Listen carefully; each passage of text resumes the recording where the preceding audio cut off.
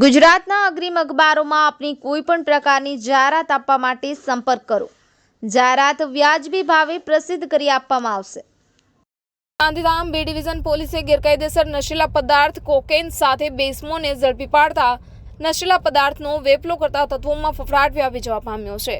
Police સૂત્રોના જણાવ્યા અનુસાર નશીલા પદાર્થોની ગેરકાયદેસર હેરાફેરી તથા વેચાણની પ્રવૃત્તિને નેસ્તનાબૂદ કરવા સે નો ટુ ડ્રગ્સ મિશન અંતર્ગત નાર્કોટિક્સ પદાર્થોનું ખરીદ વેચાણ કે સેવન કરનારા ઇસમો વિરુદ્ધ કડકમાં કડક કાર્યવાહી કરવા ઉચ્ચ પોલીસ અધિકારીએ સૂચના આપતા બાબતે નાયબ પોલીસ અધિક્ષક શ્રી મુકેશ ચૌધરી અંજાર તરફથી પણ જરૂરી માર્ગદર્શન આપતા પોલીસ ઇન્સ્પેક્ટર એસપી ગુજિયા દ્વારા પોલીસ મથક વિસ્તારમાં સર્વેલન્સ સ્ટાફના કર્મચારીઓને અસરકારક પેટ્રોલિંગ કરવા જણાવ્યું હતું. તે દરમિયાન બાતમી મળી હતી કે ગાંધીધામ બસ સ્ટેશન પાસે આવેલ મુકેશ ગેસ્ટ હાઉસમાં ફર્સ્ટ ફ્લોર ઉપર રૂમ નંબર 126માં રોકાયેલ બે પંજાબી માણસો તેમની પાસે રહેલ થેલામાં માદક પદાર્થ લઈને વેચાણ કરવા માટે આવેલ છે. આ હકીકતના આધારે મુકેશ ગેસ્ટ હાઉસના રૂમ નંબર 126ની અંદર પોલીસ ટીમ તથા પંચો સાથે રેડ કરતા હોટલના રૂમની અંદરથી પંજાબથી આવેલ બે ઇસમોને ઝડપી પાડ્યા હતા. તેમની પાસે રહેલ બેગની પોલીસે ઝડપી તપાસ કરતા બેગની અંદરથી પ્લાસ્ટિકના ડબ્બામાં રાખેલ પાવડર જેવા પદાર્થ તથા